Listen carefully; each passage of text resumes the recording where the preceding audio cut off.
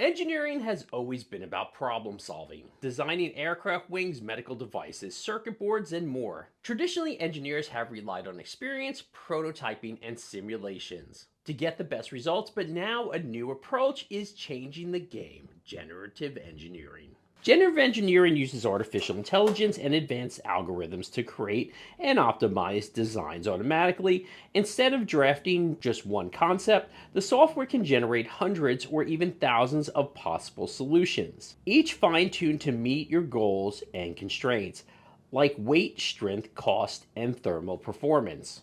Here's how generative engineering works. Step 1: engineers define constraints, the materials, dimension, loads, and performance targets. Step 2: the system generates solutions using algorithms to create a wide range of variations. Step 3: those designs are tested digitally. The weak ones are disregarded while the strongest evolve further. And step 4: the engineers choose the best options, the ones that balance performance, cost, and manufacturing. This approach is already being used across industries. Aerospace companies are designing lightweight honeycomb structures for aircrafts. Automotive engineers are building parts that balance safety with efficiency.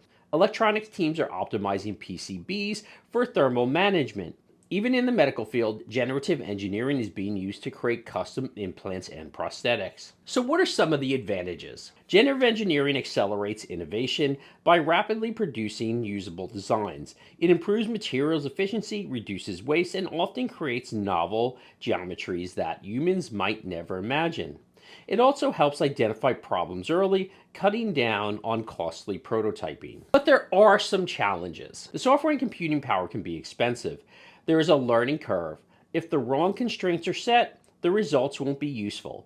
Some designs are difficult to manufacture without advanced techniques like additive manufacturing. And of course, human oversight is still essential. A design that looks perfect on paper may not hold up in the real world.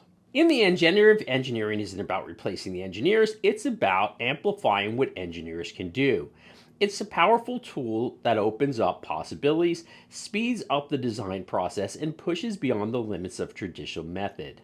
Generative engineering is more than just software, it's about the future of engineering. For more videos on electronics and engineering, visit eevids.com.